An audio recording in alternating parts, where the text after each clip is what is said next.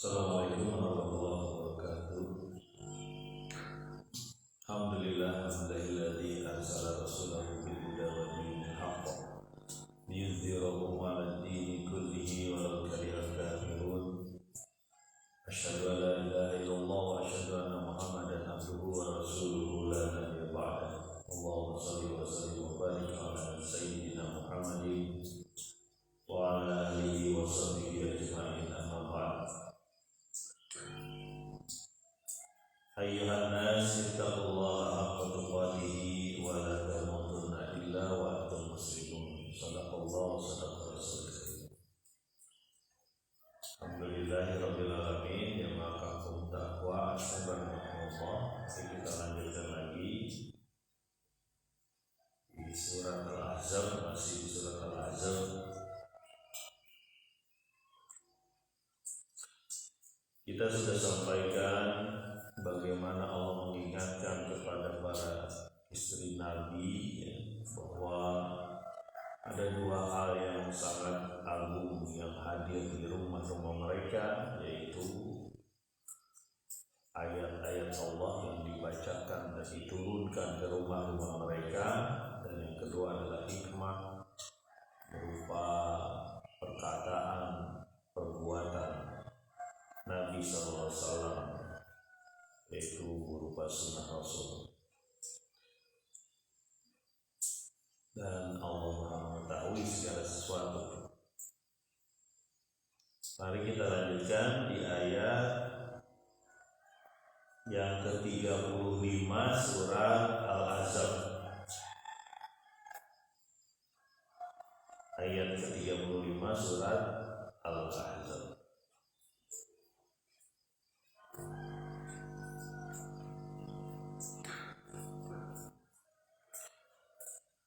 Bismillahirrahmanirrahim. Innal muslimina wal muslimati wal mu'minina wal mu'minati wal qanitina wal qanitati was sadiqina was sadiqati was sabirina was sabirat wal khashi'ina wal khashi'ati wal mutasaddiqina wal mutasaddiqati was saimina was saimat wal hafizina furujahum wal hafizati wal dzakirina Allaha katsiran wal dzakirat a'adda Allahu lahum maghfiratan wa ajran 'azima. Sesungguhnya orang-orang muslim, laki-laki dan perempuan, orang-orang mukmin, laki-laki dan perempuan, orang-orang yang taat, laki-laki dan perempuan, orang-orang yang sabar, laki-laki dan perempuan, orang-orang yang khusyuk, laki-laki dan perempuan, orang-orang yang bersedekah, laki-laki dan perempuan, orang-orang yang saum, laki-laki dan perempuan, orang-orang yang menjaga kehormatannya, laki-laki dan perempuan, orang-orang yang berzikir, yang banyak berzikir, laki-laki dan perempuan, Allah janjikan kepada mereka ampunan dan ganjaran yang agung.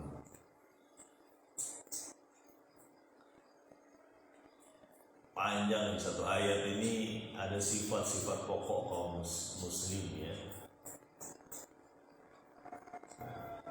Kalau awal tadi kemarin kita sampaikan ya, dari sisi wanita ya, dan dikabarkan juga mengenai salah satu ya, sisi kehidupan Nabi, yaitu wanita-wanita Nabi, Ummul Mukminin.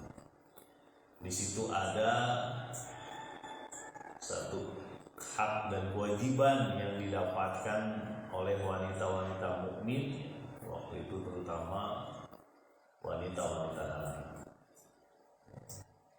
secara khusus disebutkan tentang wanita.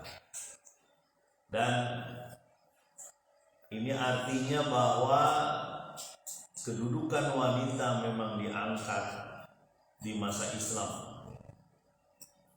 diberi porsi sebenarnya, diberi isyarat-isyarat apa yang harus mereka lakukan. Dan ayat ini, ayat ke-35 ini menyampaikan kepada kita bahwa wanita dan pria, laki-laki dan perempuan punya hak dan kewajiban yang sama, boleh mendapatkan ganjaran dari Allah sama dengan syarat dan ketentuan yang berlaku, ya. Asal mereka mempunyai sifat-sifat, salah satunya yang disebutkan di ayat ini. Cukup panjang dan detail, ya. Tidak ada berapa kali kita coba satu-satu. Tapi kalau bisa satu hari boleh juga, ya. Jadi ini kesamaan hak dan kewajiban wanita dan pria dalam Islam. Jadi tidak ada keunggulan masing-masing kecuali takwanya memang. Inna akramakum indallahi atqakum. Mau punya anak laki atau mau punya anak perempuan sama di mata Allah. Ya. Mereka punya kesempatan dan punya peluang yang sama untuk merebut keridhaan Allah, ya, menggapai keridhaan Allah. Jadi sama aja anak laki dan perempuan, ya. Apalagi sekarang, ya, mendidik anak laki dan anak perempuan beratnya sama, ya. Karena semakin besar tantangan. Innal muslimina wal muslimat, sesungguhnya orang Islam laki dan perempuan. Islam artinya kan berserah diri, menyatakan dirinya itu total hamba Allah, menyerahkan dirinya, baik laki-laki dan perempuan. Menyerahkan kepada siapa dirinya? Kepada aturan Allah.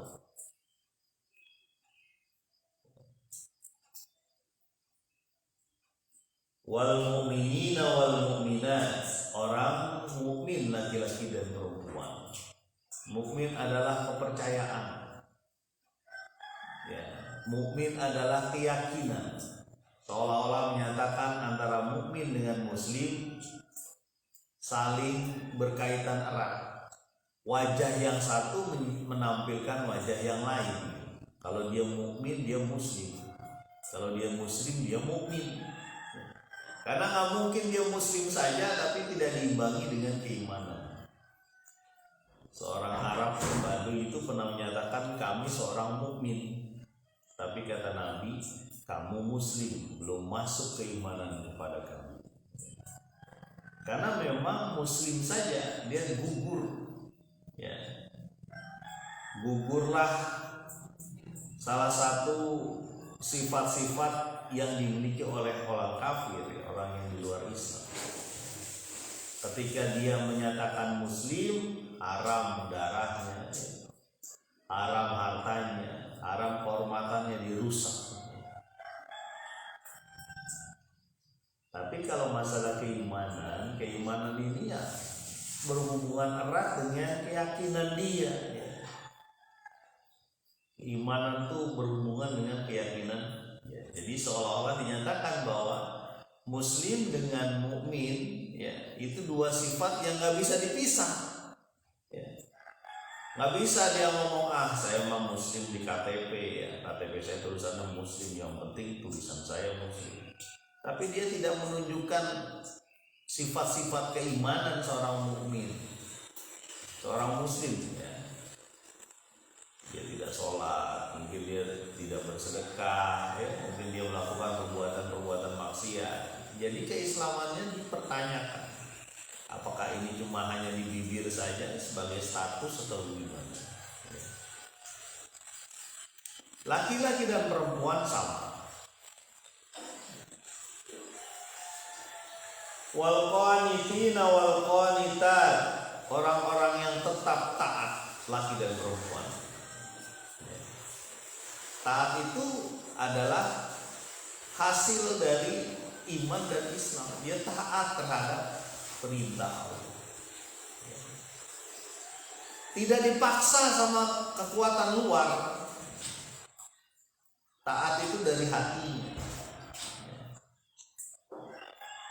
Dia mentaati Allah dan Rasulnya. Allah dan Rasulnya nyuruh ini dia ikut. Allah dan Rasulnya melarang ini dan itu dia ikut.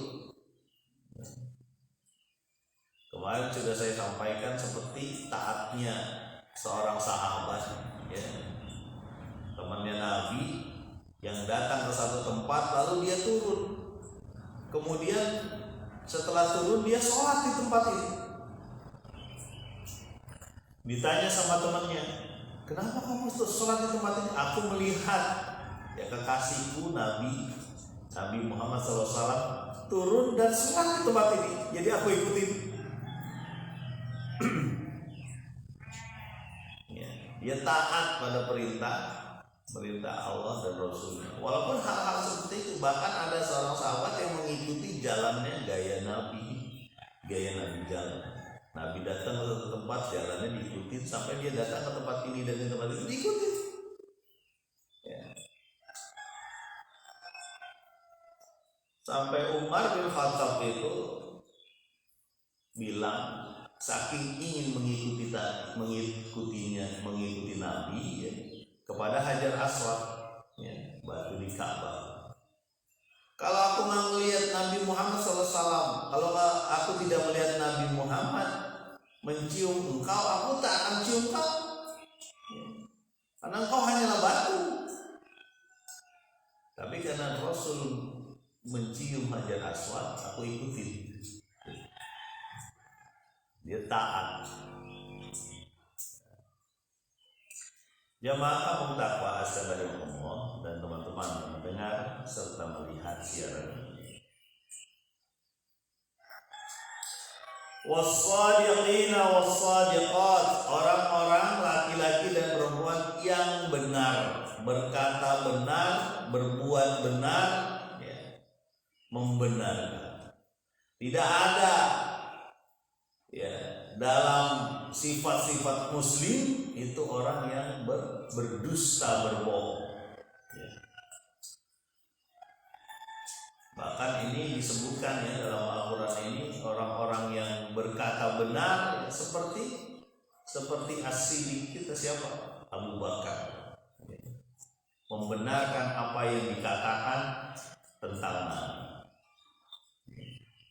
Waktu masalah Isra Mi'raj, ya, kita masih ingat bagaimana dia sampai dibuat bakal jadi bahan ejekan oleh Quraisy gara-gara Muhammad menyatakan sudah datang ke Palestina, ya, dalam satu malam.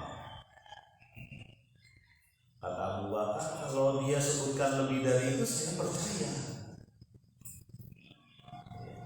Makanya diberi gelar As-Siddiq. Nggak jadi dia jadi bahan ejekan. Tuh lihat teman tuh, masa datang dari sini ke Palestina di sana cuma satu malam, ngomongin naik lagi ke atas langit.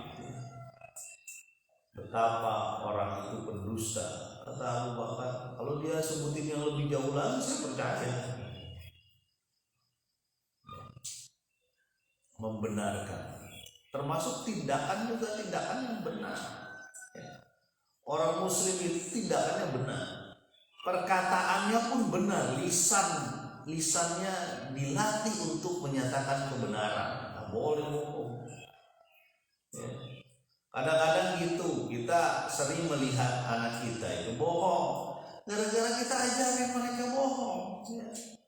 Baru nerima uang hasil kerjaan, taruh di dompet. Anaknya pada ngeliat, dia nggak perhatiin aja anaknya ngeliat. Ya. Waktu ditanya, ya bagi uang dong, mau ini mau itu.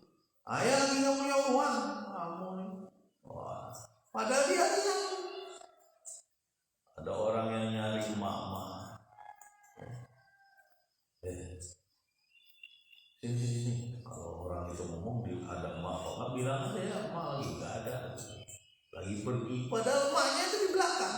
Dia membuat atau mengajarkan anaknya kebohongan. Jadi wajar kalau anaknya bohong. Kalau anaknya bohong, tidak jujur, anaknya terpengaruh untuk apa? Nyontek gitu. Di sekolahan juga nggak bener.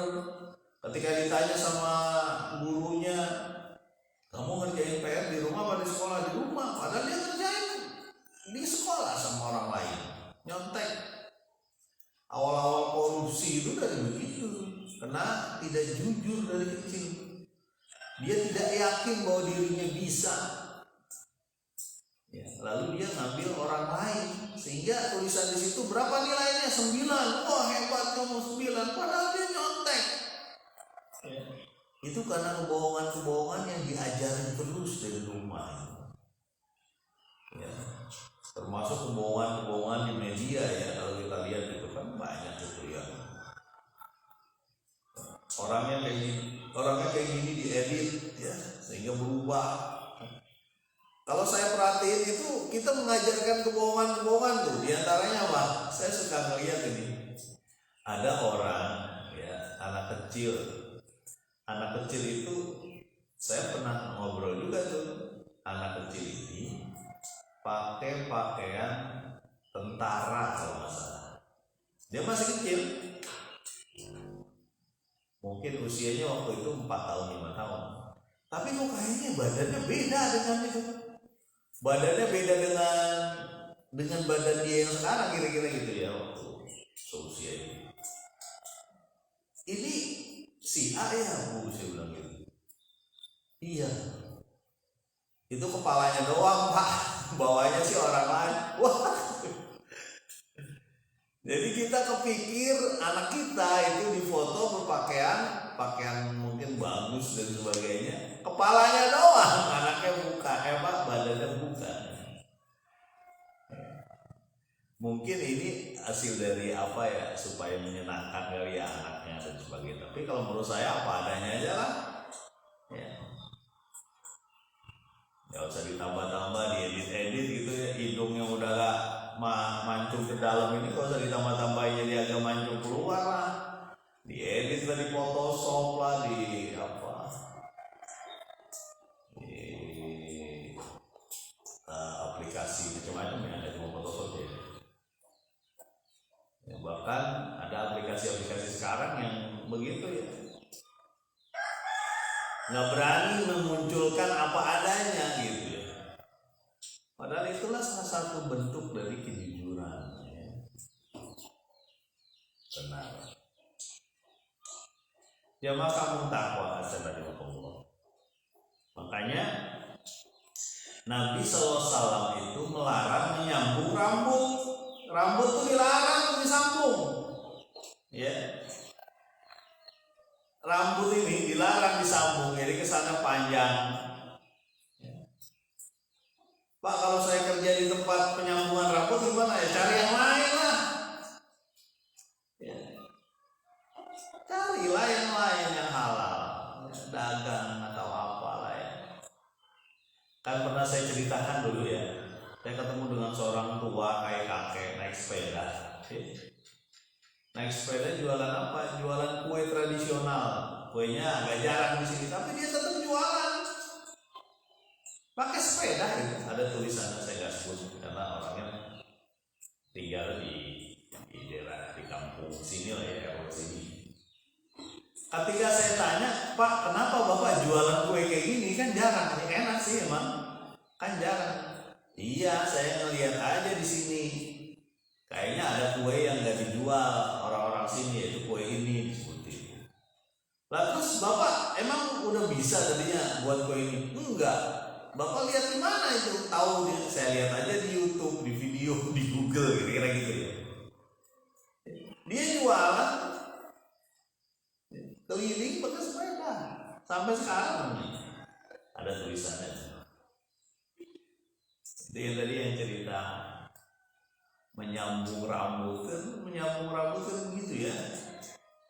Tadinya sebenarnya rambutnya pendek atau botak sama sekali atau pendek, lu dipakein lah sesuatu sehingga rambutnya jadi kelihatan seolah-olah panjang.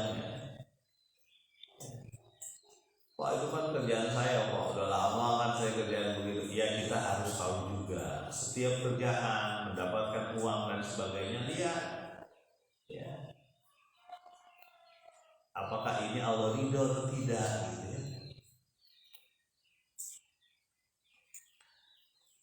Selanjutnya wassabirina wassabirat, orang-orang yang sabar ya.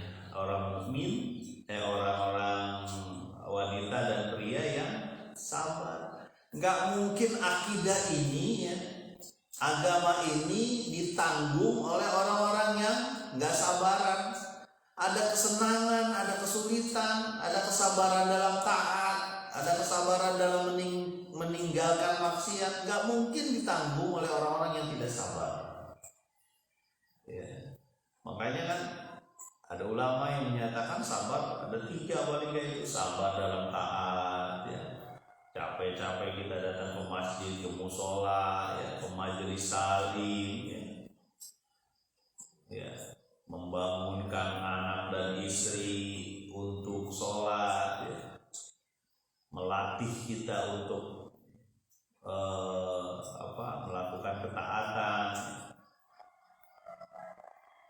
Yang kedua, sabar dalam meninggalkan maksiat ya. Memang perjuangan lah meninggalkan maksiat itu.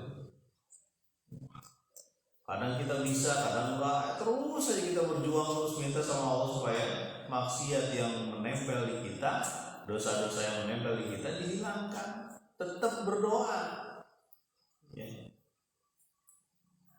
Yang ketiga, sabar dalam musibah atau ujian.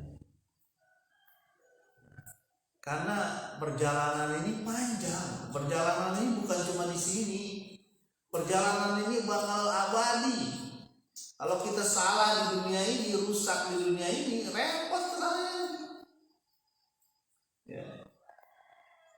Salah dalam mencari makan, repot nanti ke sana. Karena barang haram masuk ke keluarga kita. Nih saya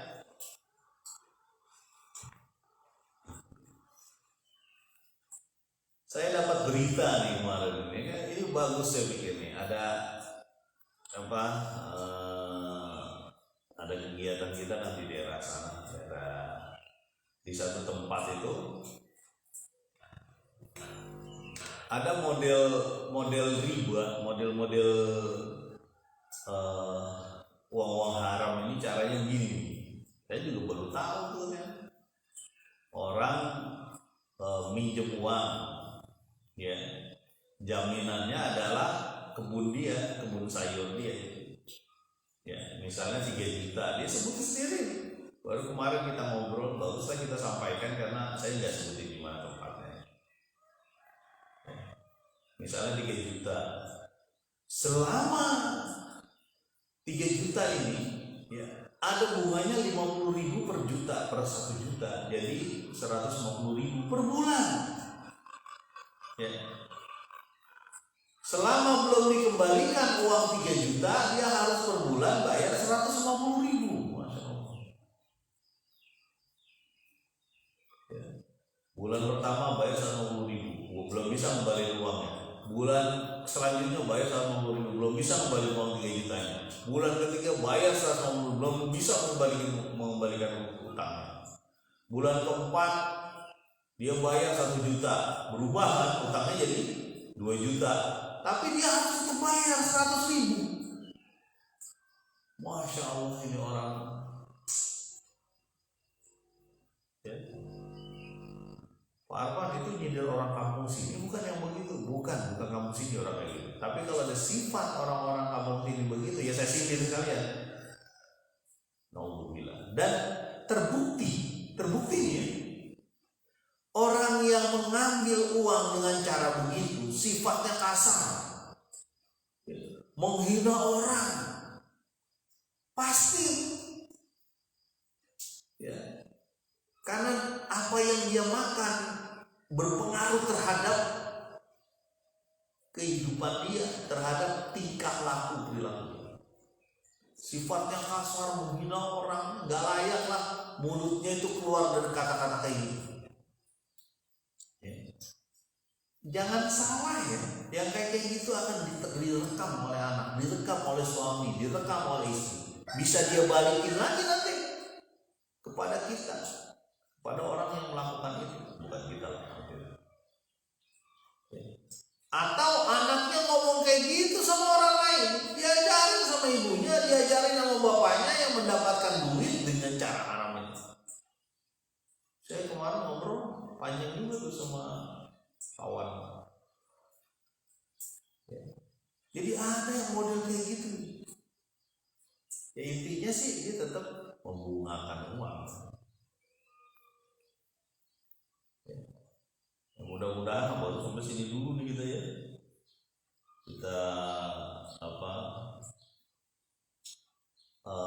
mengingat sifat-sifat ya, sifat-sifat pokok kaum muslim ini. Ya. Di antaranya adalah kita sudah sebutkan ya bagaimana dia harus taat ya. Kemudian dia harus jujur ya. Kemudian sabar. Baru 3 nih kan. Mudah-mudahan kita lanjutkan yang akan datang. Subhanallah wa bihamdika asyhadu an la ilaha illa anta astaghfiruka wa atubu ilaik. Assalamualaikum warahmatullahi wabarakatuh.